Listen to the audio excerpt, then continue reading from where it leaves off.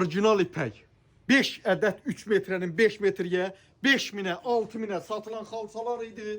Hal-hazırda bir ədədin qiymət olacaq 500 manat.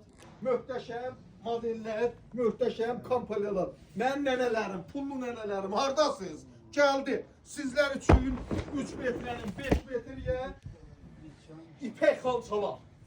İpək xalçalar bir ədədi 500 manatdır. Buyurun. Gözəlliklərinə baxın. Çox gözəl, çox möhtəşəm xalçalarda 3 ədədini göstərirəm. Qoy birini də göstərəcəm. Birini göstərəcəm, o birisini açmayacağım amma. Ağırdılar. Bunları açmayaq biraz çətindir. Orijinal İranın ipək xalçaları. Gəlin bir dənə də bu tərəfdən çək oxtay. Gözəlliyinə baxın. Kim istəyirsə məhdud sayda 500 manat qiyməti, yəni 7000-ə, 8000-ə, 5000-ə satılan xalçalar.